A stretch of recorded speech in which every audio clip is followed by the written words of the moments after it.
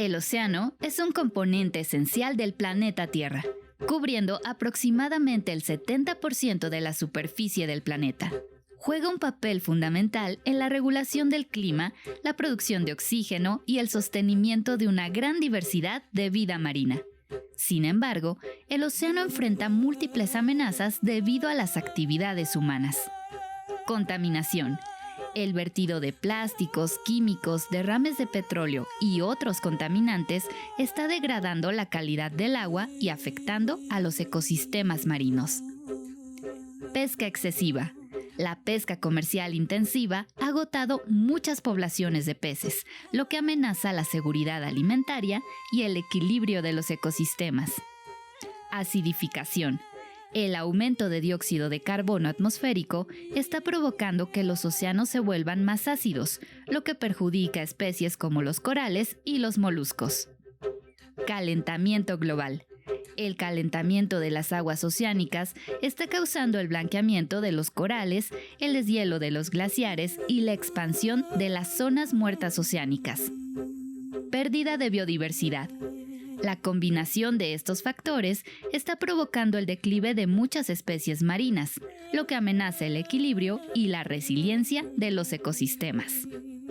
Para proteger el océano, se requieren esfuerzos globales que aborden estas amenazas de manera integral, como la reducción de emisiones, la implementación de prácticas pesqueras sostenibles y la creación de áreas marinas protegidas.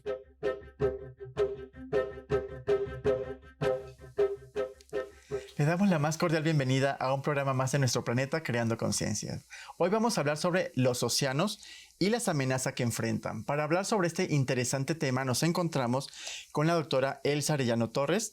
Ella es bióloga egresada de la Facultad de Ciencias en la UNAM, maestra en Ciencias también por la UNAM, doctora en Oceanografía por la Universidad de Edimburgo en Escocia, Gran Bretaña, profesora e investigadora de tiempo completo tanto en la Facultad de Ciencias como en la Escuela Nacional de Ciencias de la Tierra. También es miembro del Sistema Nacional de Investigadores e Investigadora en CONACYT. Le damos la más cordial bienvenida.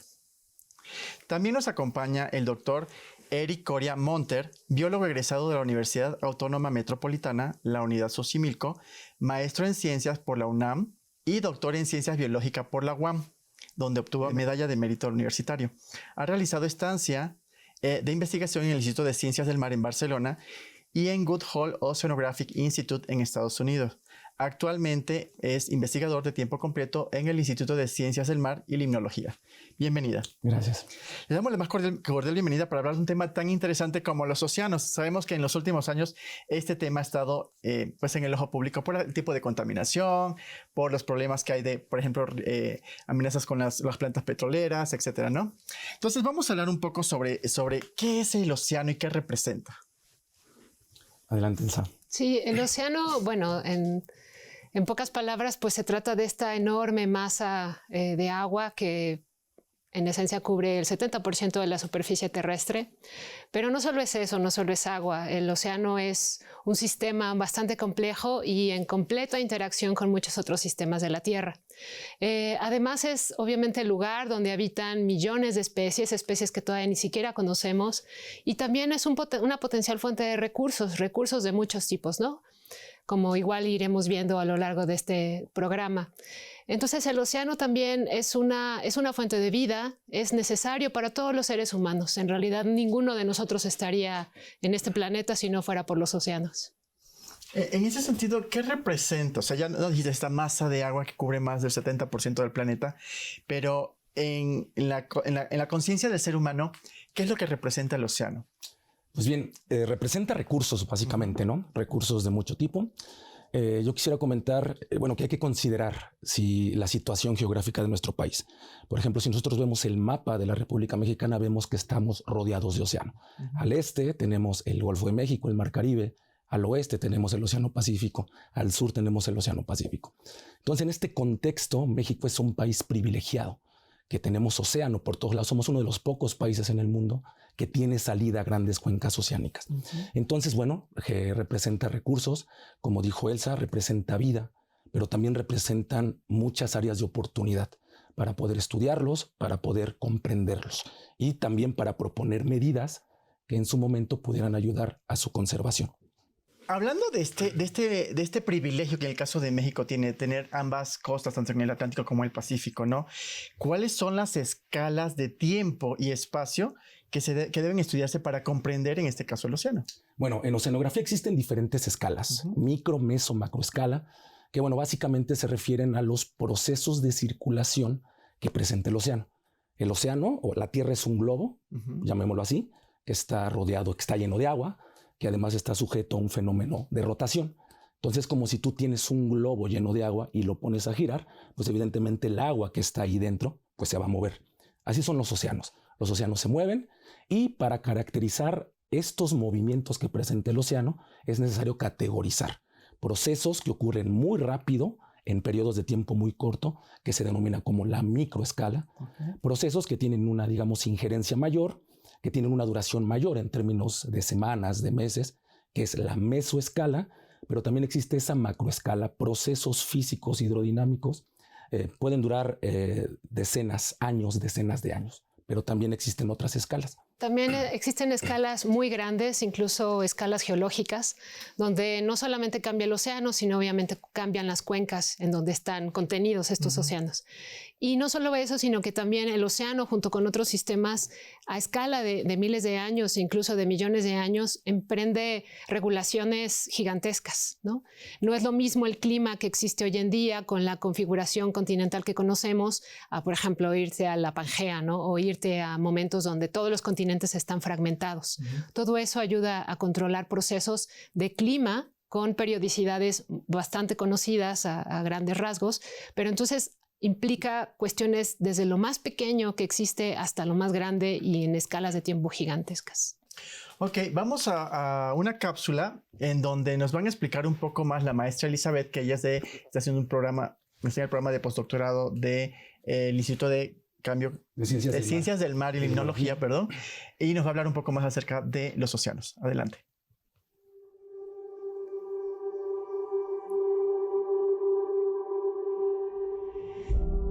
Hola, soy Elizabeth y vengo a platicarles un poco de cómo el océano nos provee de recursos y servicios a la población humana, principalmente porque son un autorregulador de temperatura, debido a que se encargan de recibir la mayor cantidad de radiación solar que llega a la Tierra, creando ambientes diferentes de las zonas costeras hacia el continente, principalmente como en la Ciudad de México nos regulan este tipo de temperaturas.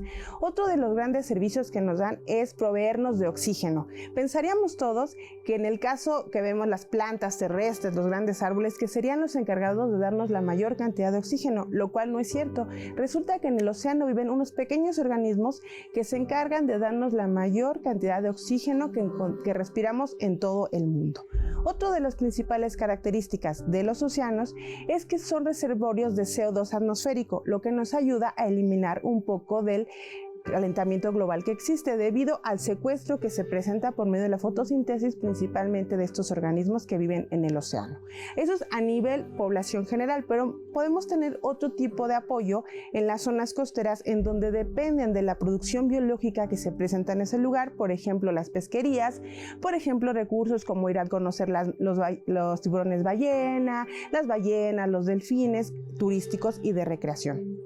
También, obviamente, otro de los servicios, pues es a través de la alimentación, porque no solamente las pesquerías es parte de las zonas costeras, también este tipo de cosas nos va a dar alimento hacia las zonas continentales, como en las grandes ciudades, como la Ciudad de México, como las ciudades de Monterrey, por ejemplo, que no tienen presencia de océanos cercanos a ellos. Muchas gracias. Con relación a esta cápsula con la información que nos da la maestra Elizabeth Durán, me gustaría que explotáramos un poco más esta idea, ¿no? De estos servicios que el océano nos provee a los seres humanos. ¿Cuáles son estos servicios en los que el océano provee al planeta en términos generales?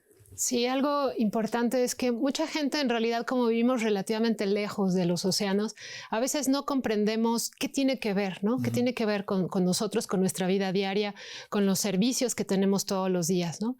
Y Uno de ellos, que fue uno de los que tocó, que es tal vez uno de los más importantes de mi perspectiva, es el que tiene que ver con la regulación del clima.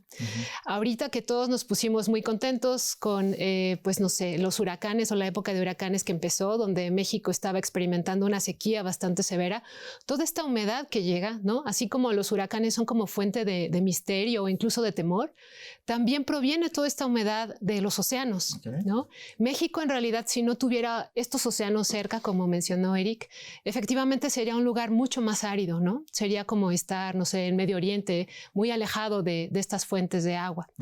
Entonces, eso es algo muy importante que a veces no conceptualizamos, y empieza la temporada de huracanes y todo el mundo teme, pero más que eso sería aprender a vivir con el océano y obviamente no romper esas barreras que a veces tenemos junto con él para que no causara tanto daño a la humanidad, ¿no?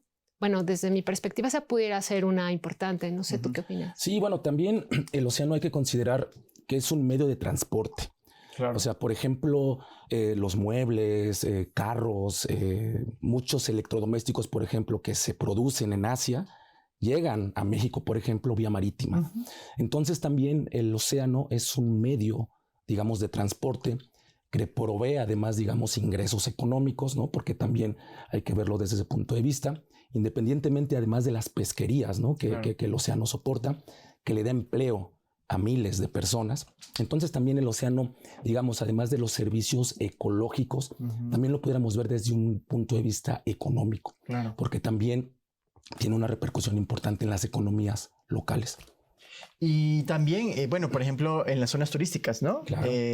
Los balnearios que están cerca de las costas también representan pues empleo para las poblaciones que están cercanas y también una inyección económica en términos de la población que va a visitar de forma turística estos sitios, ¿no? Claro, por ejemplo, pues bueno, vemos, por ejemplo, regresando al tema de México, ¿no? Somos un país privilegiado que tiene playas hermosas en todos lados, ¿no? En el Pacífico, en el Golfo de México, en el Caribe. Entonces, a lo largo de esta costa, bueno, existe infraestructura hotelera muy importante que también brinda bienestar económico, empleo a miles de personas, a miles de familias. Entonces, también el océano, desde ese punto de vista, hay que considerarlo como un ente importante, ¿no? Claro.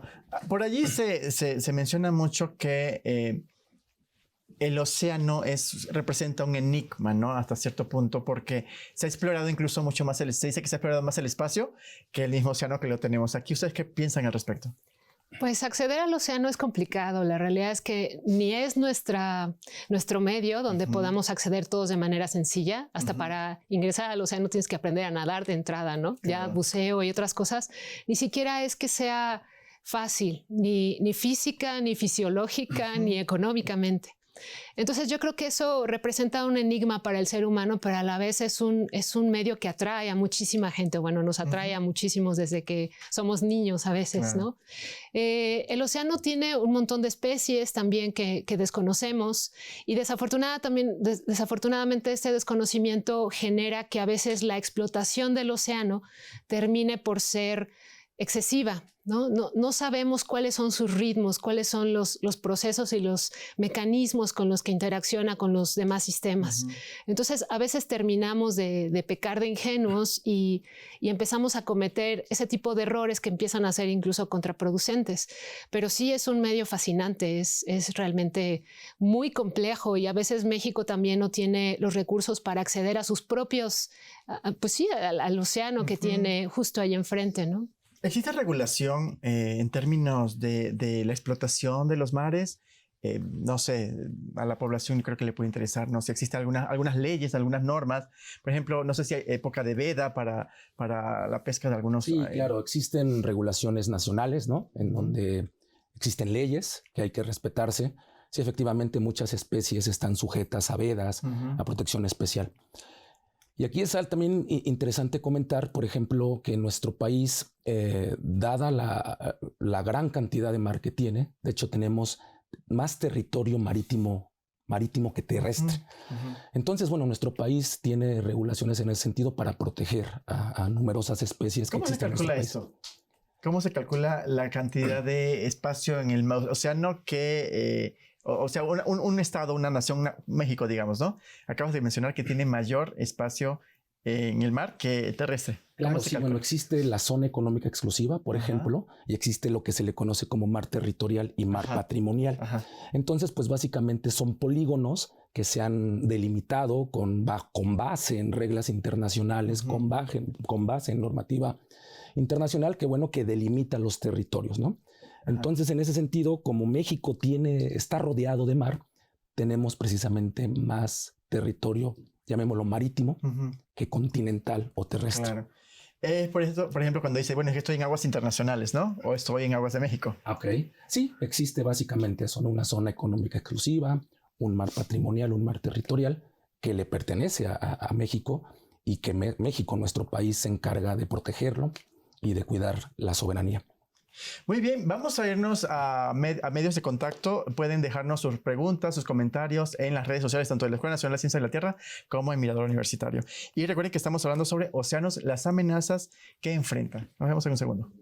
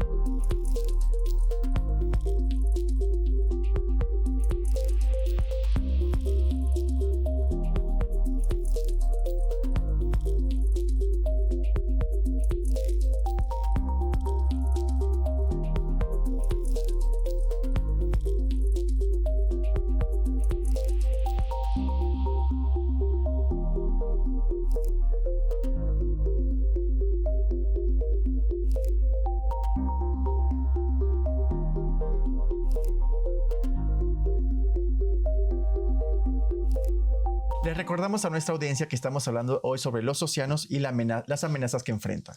Y vámonos directamente con esta pregunta, ¿no? Que es el centro de este programa que estamos realizando hoy. ¿Cuáles son esas amenazas en las que está sujeto el océano y sus recursos naturales, ¿no?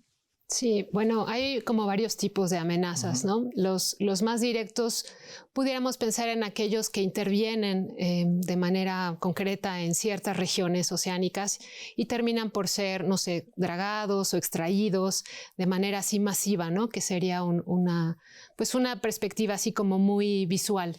Bueno, tiene otras repercusiones, pero visualmente se nota. Pero existen otras donde no se ve tanto, ¿no? Como en el caso de los contaminantes que a través de las escorrentías a veces sí se vierten directamente al océano a través de tuberías o drenajes o todo esto. Pero incluso hay otros donde nadie tiene la menor idea que existan y que finalmente ocurren, como ocurre con cualquier otra partícula que va a dar a los océanos como buena cuenca de depósito que es. Entonces hay veces que vía aérea o vía fluvial o incluso con el mismo baño que tiene el oleaje en las costas, pues termina por introducir estos contaminantes, por poner nada más algunos de los ejemplos. Y los otros tipos de amenazas serían directamente a varias de sus especies, ¿no? Desde la explotación o la misma muerte masiva por alguna actividad antropogénica, ¿no? Que de repente se lleva a cabo y empieza a tener repercusiones mucho más grandes de las que incluso estaban planeadas. Es decir, que el hombre también tiene un papel importante en este tipo de amenazas que el océano está enfrentando, ¿no? Sí, efectivamente. A veces es tan grande los mismos procesos que nosotros desencadenamos que a veces se sale de nuestras manos, ¿no? Hay veces que se planea algo, porque yo realmente no creo que la gente esté decidida a acabar con los océanos y acabar con el planeta. Simplemente hay veces que nuestras acciones o no conocen las repercusiones que van a tener o en realidad ni siquiera las hemos estudiado, las hemos investigado para poder definir qué es lo que va a pasar, ¿no? En un futuro de corto, mediano o largo plazo. Al inicio de tu respuesta hablaste de algunos elementos que son visibles. ¿Podrías darnos algunos ejemplos? Pues uno de ellos muy evidente que supongo que casi a todas las personas que nos ha tocado ir al menos a la playa o algo así, pues son los plásticos, ¿no? Yo creo que es uno de los elementos más dominantes en esta época, que definitivamente nos presta un montón de servicios y nos ha hecho la vida mucho más fácil desde varias perspectivas, pero estamos empezando a ser muy descuidados con eso. Sí, bueno, ya lo hablábamos. En la evolución del ser humano, pues ha descubierto, inventado muchos elementos o recursos para facilitar su vida, pero después de eso, bueno, ¿qué pasa cuando ya su vida útil ya pasó? ¿Y dónde quedan esos desechos, no? Y el plástico definitivamente, bueno, tuvimos un festival hace un par de meses en la Escuela Nacional de Ciencias de la Tierra, donde el tema central precisamente eran los microplásticos, ¿no? Y es un tema que creo que tenemos que poner atención, y en el caso de los océanos, pues como buena masa que cubre el 70% del planeta, muchos de esos desechos terminan allá, ¿no? ¿Tú quieres comentar algo? Así es, porque bueno, básicamente los plásticos se han creado bueno, existen dos tipos de plásticos, ¿no?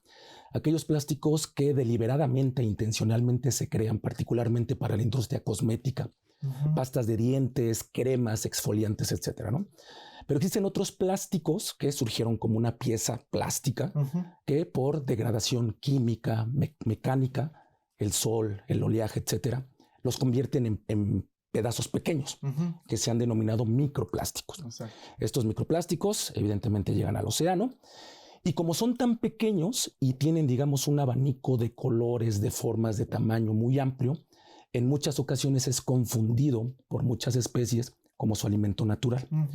En particular me refiero, por ejemplo, al zooplancton, que son organismos dentro del océano muy numerosos, que básicamente muchos de estos organismos son filtradores. Entonces, al filtrar agua para alimentarse, pues evidentemente bien se pueden comer un alimento natural o bien se pueden comer una porción de plástico.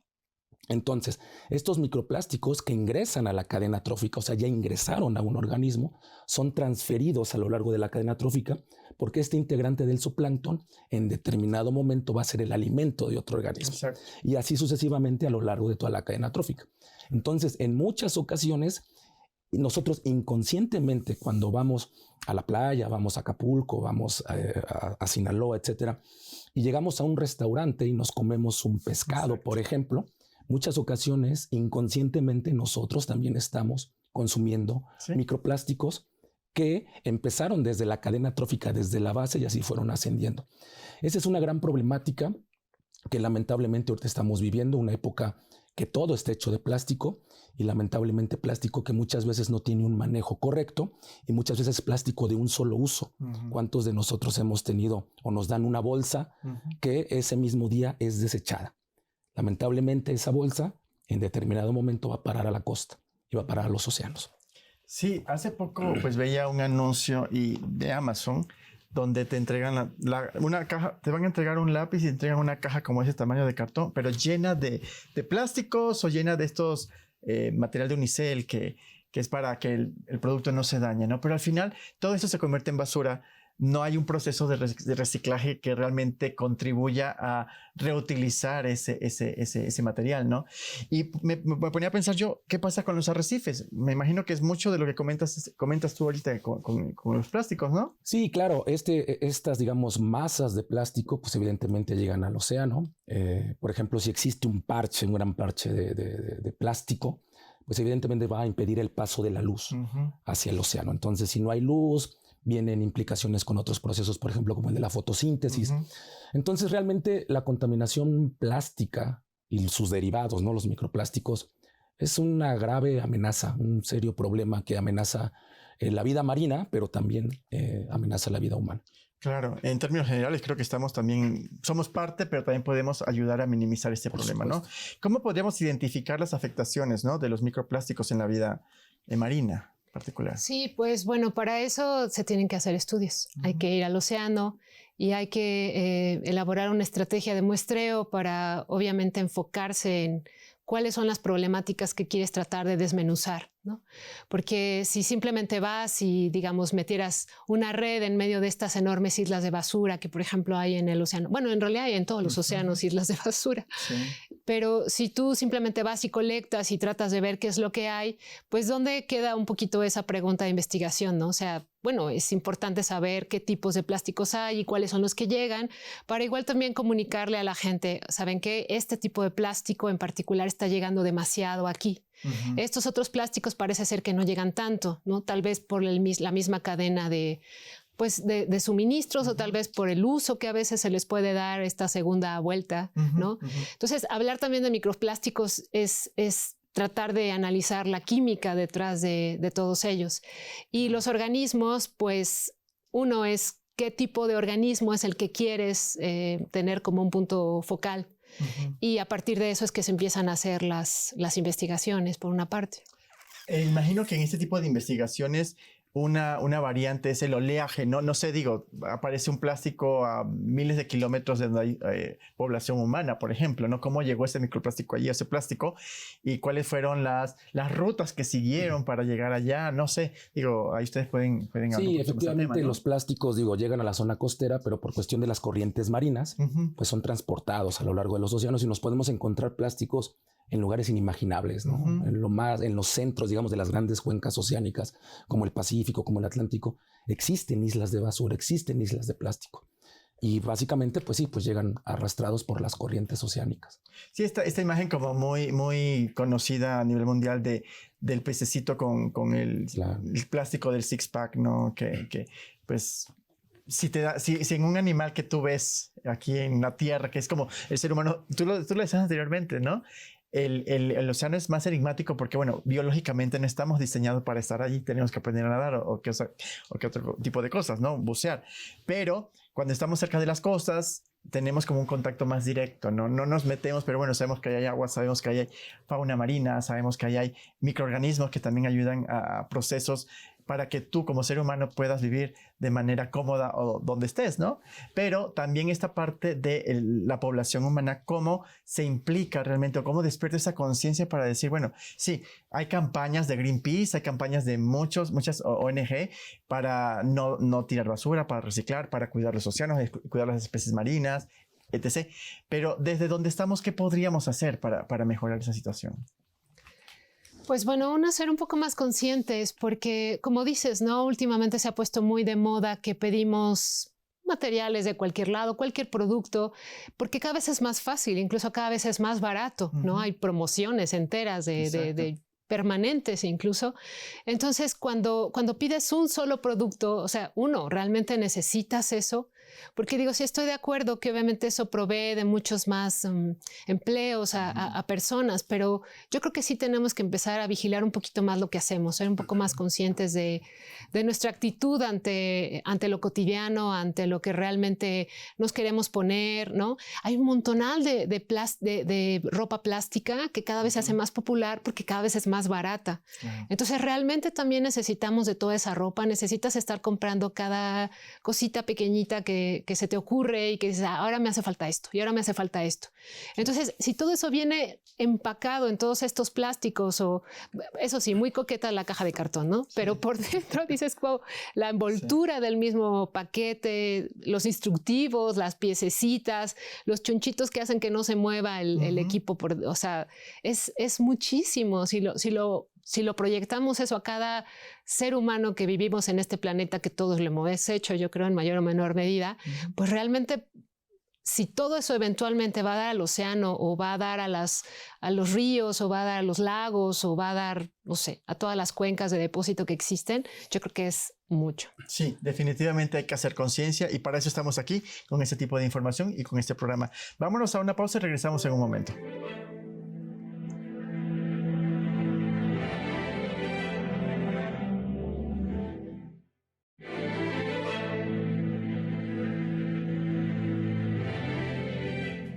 Regresamos con este interesante tema que aborda los océanos y las amenazas que enfrenta. En el bloque anterior estábamos hablando sobre los microplásticos, sobre cuáles son esas amenazas que realmente el océano está enfrentando, ¿no?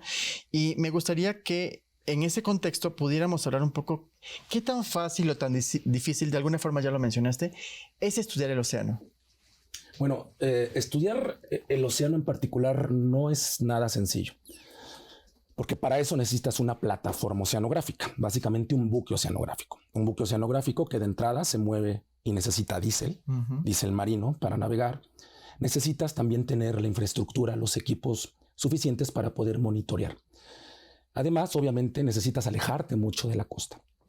No es sencillo en términos, primeramente, llamémosle humanos, por decirlo así, porque el salir al mar no es nada fácil. Primeramente, nosotros como humanos, pues evolucionamos para estar en la Tierra. Claro. Y entonces, en cuanto tú sales al mar, a un medio que está en constante movimiento, pues de entrada lo que se presenta en muchas ocasiones, en la gran mayoría de las ocasiones, pues es el mareo. Entonces, salirte de tu medio, pues no es nada sencillo, por una parte. Por otra parte, estar en un medio confinado, ¿no?, que es un barco, tampoco es nada sencillo. La pandemia nos dejó como experiencia lo difícil que es estar en un medio confinado. Claro. Llamémoslo así, en un barco ahora. Entonces, que estás en un medio confinado mucho tiempo, pues no es nada sencillo. Existe también la parte económica, porque obviamente ya platicábamos que los barcos necesitan diésel, necesitas mucho recurso y necesitas tener equipos que además no es nada más comprarlos, sino que los tienes que calibrar, tienen que estar sujetos a un programa de mantenimiento Claro. para que estén funcionando y puedas monitorear de una manera correcta el océano y que tú sepas que cuando sales al mar, pues estás obteniendo un dato de calidad, información de calidad. Entonces no es nada sencillo. Gracias a que nuestra universidad tiene digamos, la coordinación de plataformas oceanográficas, nuestra universidad cuenta con 2 buques oceanográficos, el Puma, que cubre toda la parte del Pacífico, Golfo de California, y el Justo Sierra. Buques oceanográficos diseñados exclusivamente para la investigación oceanográfica, que han, digamos, soportado bajo sus espaldas lo que ahora sabemos. Si no fuera por estos buques que nuestra universidad soporta, que nuestra universidad mantiene, conoceríamos muy poco de lo que existen en nuestros mares. Y es gracias al esfuerzo que hace nuestra universidad en mantenerlos, en darles, digamos, actualizaciones de los equipos, que nosotros podemos tener acceso a esos barcos y poder estudiar el océano. Y en ese mismo sentido, ¿cuál es la importancia de la investigación oceanográfica? Ya tú mencionabas, ¿no? Primero, bueno, no es fácil, se necesita una plataforma, se necesitan recursos, no solamente para viajar al océano, sino para mantener los equipos, para el mantenimiento. Pero ¿qué tan importante es esa investigación oceanográfica? Sí, es importante desde varias perspectivas nuevamente. Una de ellas es que así conocemos mejor nuestro territorio y creo que esa sería una de las primarias. La siguiente es que, bueno, obviamente como seres humanos necesitamos comprender mejor cuáles son todos los procesos con los que estamos vinculados, ¿no? Y el océano es un proceso, bueno, es un sistema que genera procesos con los cuales nos vinculamos de manera muy estrecha, aunque no lo vemos. Y también, bueno, todos los recursos que también sirven para muchas personas, ¿no? Sobre todo las personas que habitan en la costa de manera directa, o también las personas que de repente quieren tener o generar alguna especie de servicio adicional, incluso para poder, cuando de otras naciones llegan también hacia México, pues tenemos que tener una visualización completa de qué es lo que hay, ¿no? Y formar parte también de este mundo tan grande de personas que habitamos. En este contexto, podríamos decir que México, bueno, en el caso particular de la Universidad Nacional Autónoma de México, que es donde dice que tenemos estos recursos, ¿está apostándole a la investigación científica en océanos? Sí, el esfuerzo es bastante grande el que se tiene que hacer, ¿no? Y también, bueno, así como a veces hay temporada de vacas gordas que dicen y vacas flacas, finalmente ahora las cosas pues no son tan sencillas como fueron cuando los barcos recién llegaron a México, ¿no? Y hay que aprovechar muy bien los recursos que brindan, porque efectivamente pues no es nada económico también, como mencionaba. Claro, aquí podríamos hablar de muchísimas cosas más. Podríamos hablar si hay recurso humano preparado para hacer ese tipo de investigación. Podríamos hablar si cómo se están formando los nuevos cuadros o perfiles, ¿no? O cuáles son las especializaciones que necesita un investigador para ir a hacer investigación oceanográfica. Pero vamos a dejarlo hasta aquí y vámonos nuevamente con Elizabeth Durán, que nos va a hablar sobre los buques oceanográficos de la UNAM específicamente, y también nos va a decir un poco sobre precisamente quiénes son el personal que está trabajando en estos buques. Regresamos en un segundo.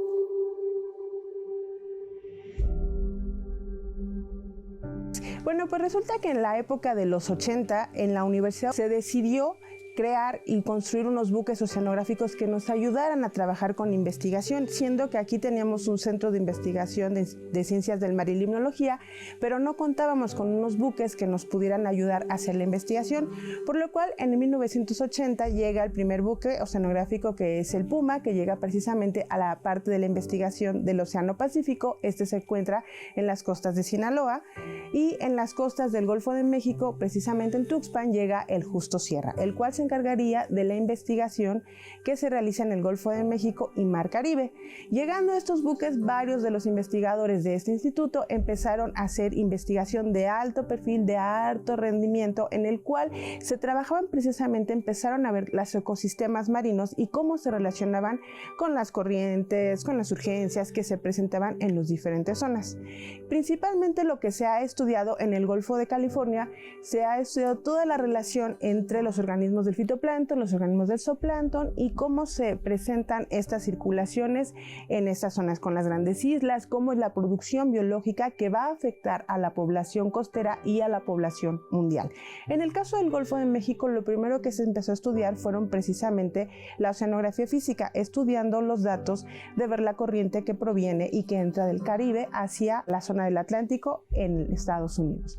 Todos estos estudios se han realizado a bordo de estos buques. En la primera década de los 2000 empezamos a ver un cambio en la gente que se subía a los investigadores participantes, porque empezó a haber más mujeres que estaban trabajando dentro de los buques, haciendo las mismas actividades que cualquier investigador participante.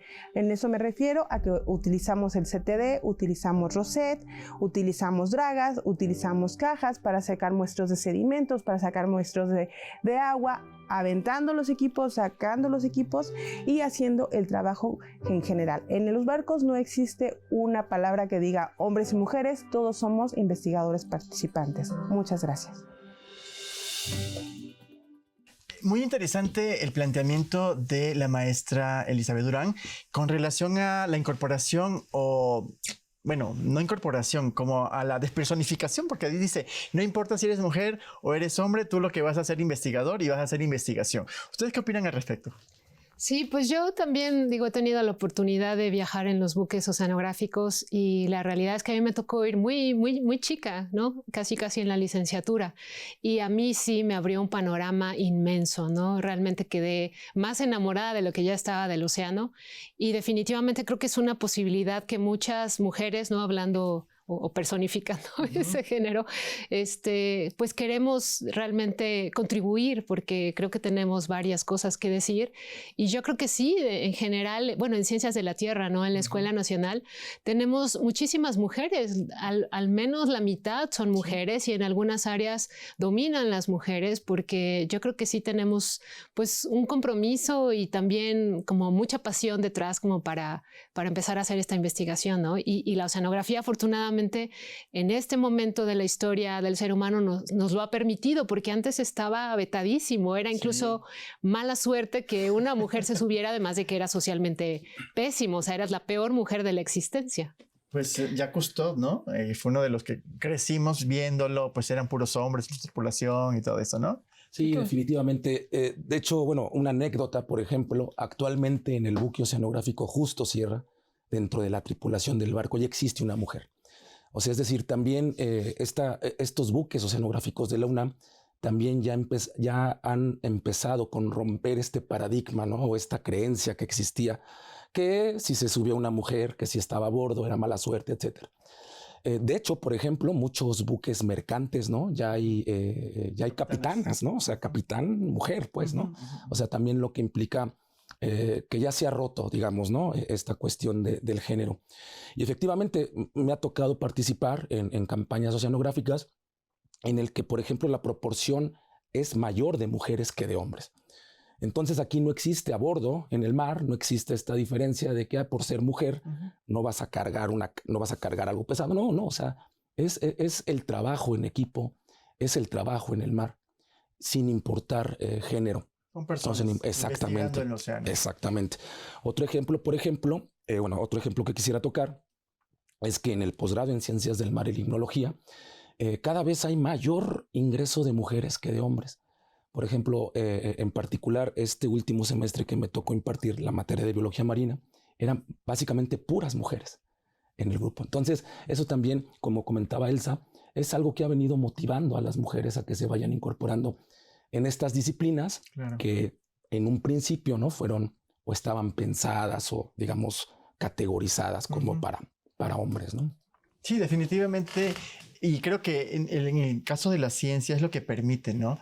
El poder indagar que definitivamente se está estudiando un fenómeno, sea un investigador o una investigadora, tienen una visión muy particular del fenómeno y pueden hacer una interpretación mucho más profunda si trabajan en colaboración, viendo los datos, viendo pues la instrumentación que se necesita, pero que creo que es un momento coyuntural para poder invitar a todas las generaciones, tanto hombres como mujeres, que les llame y les apasione este tipo de temas, de objetos de estudio, para que también aporten, ¿no? Y se formen en ellos para que hagan un aporte, porque al fin y al cabo tenemos solo un planeta.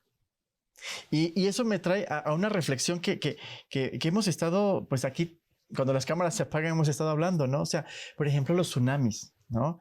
Hablamos de las cosas, bueno, el mar, el océano se enfrenta a problemas, se enfrenta a amenazas, pero para el ser humano también, el océano puede ser una potencial amenaza. O sea, estando en un buque en el océano o estando en tierra. Háblanos un poco de los tsunamis, a ver. Bueno, México es... Sí, claro, por supuesto. México es candidato a recibir un tsunami, ¿no? Por ejemplo, un tsunami, un terremoto que puede ocurrir en Asia, por ejemplo, puede desencadenar un tsunami que eventualmente podría tocar nuestras costas. Por ejemplo, también México cuenta con la isla Socorro, una isla que está en medio del Pacífico, ¿no? Que es parte del territorio mexicano. Es una isla volcánica que evidentemente al estar activa, en determinado momento pudiera sufrir un desgajamiento de alguna de sus laderas. Entonces imagínate esa cantidad de tierra, ¿no? De piedras que potencialmente puede caer hacia el océano, pues evidentemente eso genera una onda. Es como cuando tú avientas una piedra a una fuente y lo primero que ves que se forman son ondas. Ahora imagínate una cantidad, miles, millones, no sé, de toneladas de tierra que pudieran llegar al océano. Eso eventualmente genera ondas, que esas ondas, en función de su tamaño, son potencialmente un peligro en términos de un tsunami que pueda ocurrir para nuestras costas mexicanas. Y que, bueno, en el caso, por ejemplo, de países como Japón, ¿no? Que cada vez que hay un terremoto o que hay un movimiento telúrico, generalmente se preparan para un posible tsunami. Claro. Nosotros aquí en México tendríamos que tener algún tipo de medida de ese tipo. Bueno, México cuenta con un sistema, bueno, nuestro país a través de la Secretaría Armada de México de la Marina cuenta con un proyecto, un sistema de monitoreo, ¿no? En cuanto existe un terremoto, un temblor de determinada magnitud, se activan mecanismos, protocolos en el que, por ejemplo, se lanza una alerta de que en las costas, no sé, de Manzanillo, en las costas de Michoacán, etcétera, pudiera haber un tsunami que eventualmente se le avisa a la población para que tome precauciones y se alejen de la costa. Eventualmente somos un país también sísmico, ¿no? Que tiembla y que pudiera convertirse potencialmente en un tsunami. Sí, y en parte por eso es importante también ubicar que naturalmente las costas tienen barreras que protegen a sí mismos, ¿no? O sea, hay estructuras enormes como los arrecifes de coral que a su vez están conectados con otro ecosistema que son las praderas de pastos marinos y a su vez están conectados con otro que son las zonas de manglar. Entonces, todas esas barreras a su vez protegen a las costas finalmente de muchos de estos fenómenos o si no los atenúan, ¿no? Los aminoran. Entonces, cuando el ser humano también por, pues, lo que necesitamos hacer de actividades y por desconocimiento la mayor parte de las veces acabamos con estos ecosistemas, pues qué es lo que ocurre, que la gente queda todavía más vulnerable, ¿no? Entonces, más que tratar de decir, bueno, es que el océano es malo y casi nos ataca cada vez que algo sucede, en realidad deberíamos tratar de convivir con él y de proteger obviamente estos ecosistemas que son sumamente necesarios y que nos proveen mucho más de lo que siquiera imaginamos, ¿no? Claro, yo creo que no queda como del todo claro o no tenemos la suficiente conciencia como ser humanos, por ejemplo, que vivimos lejos de las costas, de cuán importante es mantener limpios, sanos los océanos, los mares, porque al fin y al cabo, si ellos están bien, nosotros vamos a estar bien, ¿no? Por ejemplo, el sargazo, ¿no? Cuando llega en temporadas, determinada temporada, ¿no? ¿Qué puede hacer la población que se encuentra cerca? Bueno, el sargazo o las arribazones de sargazo, pues es un fenómeno que ha venido creciendo de manera importante en los últimos años. Aún se desconocen, ¿no?, las causas de qué es lo que está originando, ¿no? Existen hipótesis que han planteado que son cuestiones de incremento de temperatura en el océano, que también han planteado hipótesis que se han incrementado, por ejemplo, las concentraciones de nutrientes, que esto pudiera ser benéfico para esta especie de sargazo que arriba las costas. Es un problema, sí, por supuesto, porque de entrada aleja el turismo. No solo eso, sino que estas arribazones de sargazo, evidentemente, al descomponerse, generan lixiviados, generan compuestos que van a cruzar, digamos, de entrada a la arena y van a permearse, ¿no? Los cuales incluso pueden ser incluso tóxicos o dañinos. Es un problema, sí. ¿Cómo le podemos hacer frente? Bueno, se desconoce actualmente qué es lo que los origina.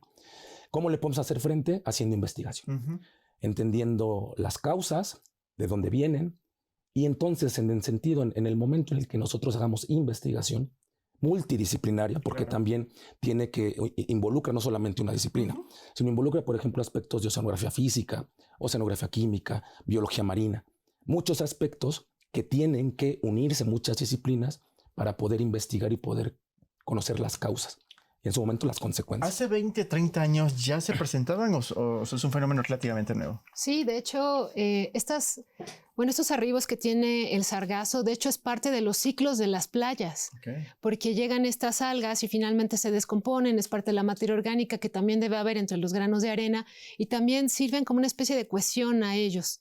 El asunto o el tema es que se ha magnificado. Y la otra es que el ser humano pues es desesperado por naturaleza y todo lo queremos rápido y queremos que todo se vaya rápido y que las cosas si cambian que sea lo menos agresivo para nuestras emociones. Exacto, entonces pues estamos propiciando cosas, ¿no? Y adicional a lo que comentaba Eric, otra de las posibles teorías de por qué es que están aumentando estos arribos de sargazo es las famosas aguas de lastre. Cuando todos estos cargos, estos enormes buques que transportan productos de un lado a otro de los océanos, hay veces que viajan con la carga completa, llegan a las costas, pero ¿qué ocurre cuando a veces regresan? No tienen otro producto que devolver. Entonces lo que sucede es que tienen que ingresar agua marina para poder mantener la flotabilidad del cargo. Llegan a esa otra costa y ¿qué es lo que sucede? Vuelven a cargarse, pero liberan esa agua marina. ¿Y qué es lo que tiene el agua marina? Pues un montón de plancton, ¿no? Fitozooplancton, que lo que ocurre es que estamos acelerando los procesos de invasión de otras especies a través simplemente de esto. Entonces, especies invasoras llegan a las costas, lugares donde antes no había, algunas lo aprovechan y se convierten en, pues sí, especies que son... sí, o sea, extranjeras.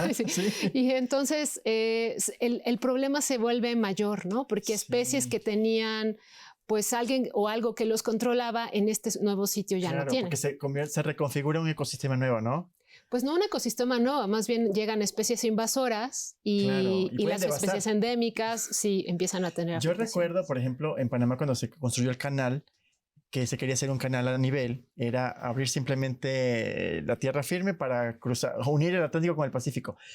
Y ese fue el proyecto de los franceses. Cuando llegan los norteamericanos dicen, no, a ver, en el Atlántico hay una serie de ecosistema marino que no es compatible con el Pacífico, y entonces hay que buscar otro sistema para poder que pues, se pueda hacer un tránsito lo menos agresivo con la biología marina, ¿no? Imagino que hasta cierto punto tiene que ver con esto que mencionas de los buques, cuando llenan estas tinas, esos contenedores para poder mantener el peso. Aquí el problema es que no se está teniendo la precaución de cómo es la vida, el ecosistema en el que están y cuál es el tipo de agua, con qué microorganismos y qué especies se están trayendo que pueden ser invasores, ¿no?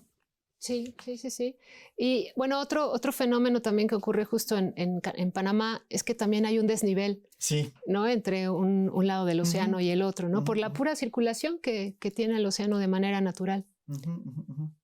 Bueno, me gustaría preguntarte, en el caso de la investigación oceanográfica en particular, ¿dónde la gente que está interesada en estos temas, ¿dónde puede buscar información? ¿Dónde puede nutrirse? A lo mejor hay algún chavo de prepa que quiere estudiar una licenciatura y quiere a lo mejor ir a Ciencias de la Tierra, estudiar acuáticas, ¿no? La orientación, pero necesita información o quiere saber más. Claro, que se acerquen, ¿no? a nuestros canales oficiales, ¿no? A nuestras páginas oficiales. Como tal, la UNAM, ¿no? Ofrece numerosos programas, los propios de Ciencias de la Tierra que propone el ENCIT, la Facultad de Ciencias. Y ya digamos, si un joven, ¿no? que ingresa a estudiar una licenciatura, ya sea biología, Ciencias de la Tierra, biología, ya sea en la Facultad de Ciencias o en la FES Zaragoza, en la FES Iztacala, bueno, ya como posgrado, ¿no? Claro. Puede, digamos, involucrarse más de lleno en la cuestión de la oceanografía. Nuestra universidad cuenta con posgrados particulares, por ejemplo, el posgrado en Ciencias del Mar y Limnología, en donde se forman cuadros dirigidos básicamente a las ciencias del mar, pero también posgrados como Ciencias de la Tierra, como el posgrado en Ciencias Biológicas, que también es parte de la oferta de nuestra universidad, donde, bueno, los estudiantes se pueden acercar a formarse, a obtener una especialidad, a obtener una maestría, un doctorado en temas relacionados con las ciencias de la Tierra en general, ¿no? Sí, hablando un poquito de estos programas, los alumnos que ingresan, o sea, ¿cuál es la matrícula? O sea, ¿hay suficiente? Y eso tendría que ver con lo que hablábamos hace rato de quién es el personal que se encuentra a cargo de estos buques o quiénes son los que hacen investigación. Sí, es un objeto de estudio interesante para la población. ¿Hay muchos chicos interesados en estudiar el océano? Sí, sí que los hay. En el caso particular de la Escuela Nacional de Ciencias de la Tierra, pues tienen que ingresar pues después de un año, un poquito más, a una orientación. Y entonces ahí es cuando ingresan a este paquete de materias, digamos. Y después de eso, pues empiezan a entrar en contacto con investigadores, ¿no? A través de los mismos cursos que tenemos que dar y a través de los proyectos que nosotros ofrecemos, bueno, de los que somos responsables, empezamos a ofertar posibilidades para los estudiantes y poco a poco se va haciendo esta interacción. Entonces, pues en la ENCIT propiamente hay investigadores de Ciencias del Mar y Limnología o de todos los demás institutos geo que le llamamos, donde ellos pueden tener mucho más contacto con esto.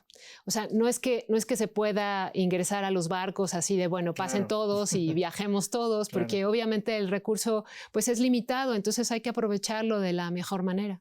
Claro, por eso era que preguntaba si tenemos cuadros ya formados, si estos programas de posgrados ya tienen suficientes egresados que están trabajando, que están haciendo investigación oceanográfica, ¿no? Sí, claro, nunca es suficiente, ¿no? Sí. O sea, considerando además lo que platicábamos desde el principio, la gran cantidad de mar territorial, mar patrimonial que cuenta México, son necesarios más investigadores en ciencias del mar. Pero bueno, el esfuerzo se están formando gente, ¿no? Maestría, doctorado, etcétera, que se han venido incorporando y han venido acercándose a nuestra universidad y formándose. Muy bien. Ya para finalizar, ¿le gustaría dar un mensaje a la población directa que les interesa estos temas? Sí, pues a mí me encantaría decirles que si les gusta el océano, si les gusta estudiar incluso los mismos procesos, ¿no? que tiene la naturaleza, pues el océano no podemos desconectarnos de él y que a veces a lo mejor les da miedo, dicen, bueno, yo ni siquiera sé nadar y cómo quieren que llegue al océano, pero la realidad es que es fascinante. Y que todo eso que les llama la atención, ¿no? Es así como ese brinquito que de repente te llega al corazón y dices, yo no sé qué es eso, pero quiero ir a investigarlo, pues que simplemente tengan la posibilidad o el interés por llevar a cabo ese sueño, sí, que se lo permitan justo. Sí, básicamente eso, que somos una universidad abierta, que está recibiendo a jóvenes, que cada vez necesitamos más jóvenes investigadores que se acerquen con nosotros, que se formen en las ciencias del mar. Y nada, son bienvenidos. Por favor, acérquense a nuestras escuelas, a nuestras facultades, a nuestros institutos y siempre serán bienvenidos. Muy bien, y este fue nuestro tema de hoy, el océano y los problemas que enfrenta. Les agradecemos a todos su participación en este programa y los esperamos en la próxima sesión. Muchas gracias y recuerden que este es nuestro planeta creando conciencia.